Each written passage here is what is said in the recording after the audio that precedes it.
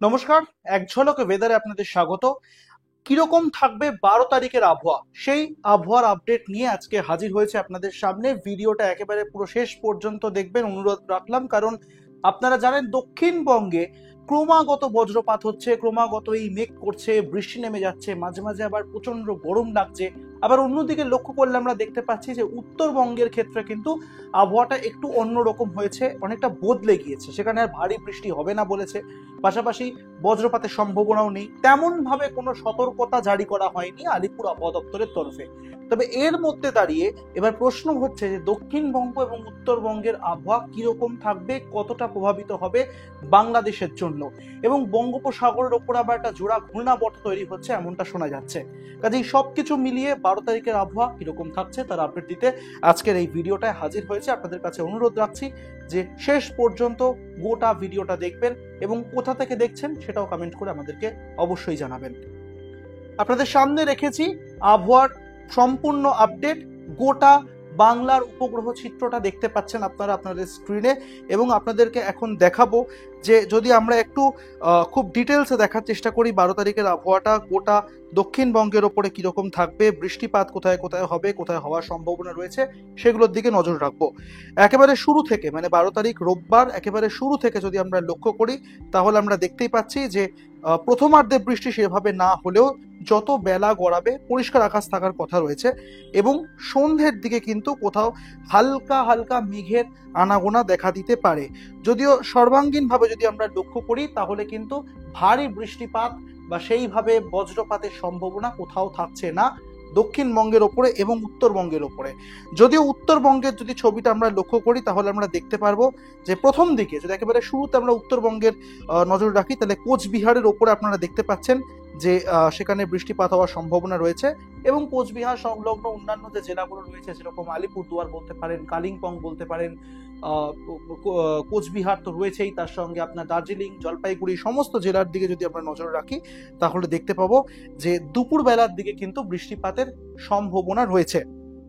এবং তার সঙ্গে সঙ্গে আপনাদেরকে এটাও বলবো যে শিলিগুড়ি, দার্জিলিং, তার সঙ্গে বাংলাদেশ যে বর্ডার সংলগ্ন যে অঞ্চলগুলো রয়েছে, যেমন জলপাইগুড়ি রয়েছে, একটু ওপর দিকে যদি আমরা যাই কার্শিয়াং, নকশালবাড়ি, এই সকল জায়গাতে কিন্তু বৃষ্টিপাতের সম্ভাবনা থাকছে মূলত দুপুর বেলার দিকে, অর্থাৎ 1টার পর থেকে যদি লক্ষ্য করি তাহলে আমরা দেখতে পারবো টানা বিকেল 4টে পর্যন্ত আপনার বৃষ্টিপাতের সম্ভাবনা লক্ষ্য করা যাচ্ছে। যদিও দক্ষিণবঙ্গে কিন্তু সেই অর্থে তেমন একটা প্রভাব কিন্তু পড়বে না।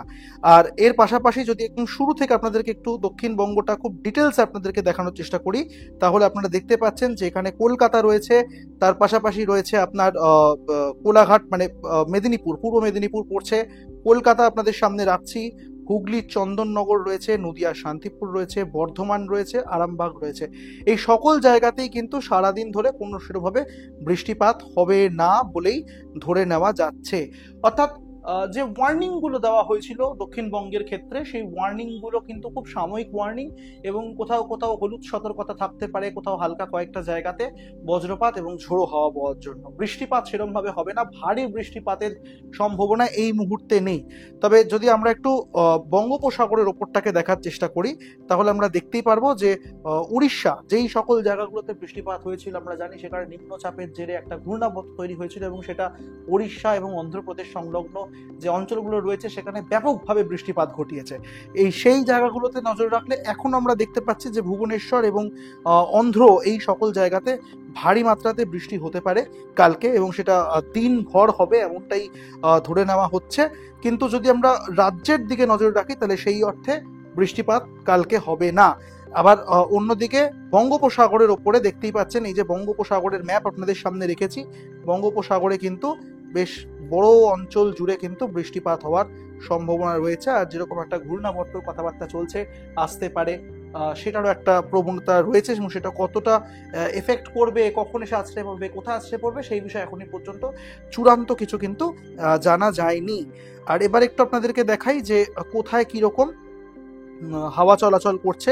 দেখতেই পাচ্ছেন সার্বিকভাবে সমুদ্রের ওপর থেকে যদি আমরা গোটা বাংলাটাকে দেখি তাহলে খুব একটা কিন্তু সেই ক্ষেত্রে বৃষ্টিপাতের সম্ভাবনা যেরকম নেই, সেই অর্থে ঝোড়ো হাওয়া বইবে এমনটাও কিন্তু বলা যাচ্ছে না। যদিও হালকা মাঝারি বৃষ্টির সঙ্গে ঘন্টায় 30 থেকে 40 কিলোমিটার বেগে দমকা ঝোড়ো হাওয়া বইতে পারে কোথাও কোথাও, কিন্তু সেটা খুব লাইট এবং খুব বড় সড়ো কিন্তু প্রভাব ফেলবে না রাজ্যের আবহাওয়ার ওপরে।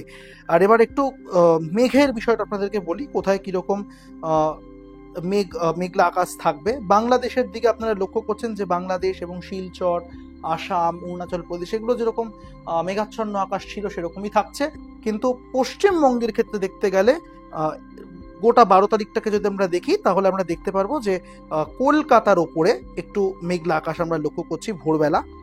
দেখতেই পাচ্ছেন, আপনাদের সামনে রাখছি সেই ছবি। হুগলি, পূর্ব মেদিনীপুর এবং নদিয়া, মুর্শিদাবাদেরও কিছু কিছু অঞ্চল কিন্তু বৃষ্টি মতন একটা মেঘ রয়েছে এবং হালকা মাঝারি বৃষ্টি হতে পারে। কিন্তু সময় গড়ানোর সঙ্গে সঙ্গে আমরা দেখছি যে দক্ষিণ 24 পরগনার ওপরে মেঘলা আকাশ থাকবে সকালবেলাও, এবং একটু একটু করে যখন আমরা দুপুর দিকে যাচ্ছি তখন আমরা দেখতে পাচ্ছি যে সেই অর্থে কিন্তু আর আকাশও যে মেঘলা হবে এমনটা নয়, একটা ঘর্মাক্ত আবহাওয়া থাকবে, গোটা দিন জুড়েই থাকবে। ব্যাপকভাবে যে গরম পড়বে তাও নয়, বৃষ্টিপাত হালকা মাঝারি হবে এবং তাতে আর্দ্রতাজনিত অস্বস্তিও থাকবে, কারণ বঙ্গোপসাগর থেকে প্রচুর পরিমাণে জলীয় বাষ্প ঢুকতে শুরু করেছে ইতিমধ্যেই আমাদের রাজ্যে। ফলে সেটার জন্য একটা ঘর্মাক্ত আবহাওয়া ইতিমধ্যেই রয়েছে এবং সেটা থাকবেও। আর আপাতত 12 তারিখের যদি আপনাকে আবহাওয়াটা বলি, 12 তারিখ কিন্তু সেই অর্থে খুব যে বৃষ্টিপাত হবে, ঝোড়ো হাওয়া বইবে, বাজ পড়বে বা বজ্রপাতের সতর্কতা তেমনটা নেই। কিছু কিছু জায়গাতে রয়েছে কিন্তু সব জায়গাতে নেই। মোটের ওপর আকাশ মেঘলা থাকলেও মোটামুটি শুকনো থাকবে আবহাওয়া, এবং দক্ষিণবঙ্গের প্রত্যেকটি জেলা, 2 মেদিনীপুর, উত্তর 24 পরগনা, দক্ষিণ 24 পরগনা, তার সঙ্গে আপনার পূর্ব বর্ধমান, পশ্চিম বর্ধমান, মুর্শিদাবাদের কিছু অংশ, এইগুলো এছাড়া বীরভূম, বাঁকুড়া, পুরুলিয়া, ঝাড়গ্রাম, এই সকল জায়গায় কিন্তু পরিষ্কার আকাশ লক্ষ্য করা যাবে আগামীকাল। এবং আজকেও 12 তারিখে সেই রকম একটা আবহাওয়াই কিন্তু বলা হচ্ছে উপগ্রহ চিত্রের তরফে, এবং আলিপুর আবহাওয়া দপ্তরও তেমন কোনো সতর্ক বার্তা ইতিমধ্যেই জারি করেনি। আবহাওয়ার যাবতীয় তথ্য আপনাদের সামনে রাখলাম 12 তারিখের। ভিডিওটি অবশ্যই ভালো লেগে থাকলে লাইক করবেন এবং শেয়ার করতে ভুলবেন না বাকিদের সঙ্গে। কোন জেলা থেকে দেখছেন অবশ্যই সেইটাও মেনশন করবেন আমাদেরকে। আজকের মতন এখানেই শেষ করছি।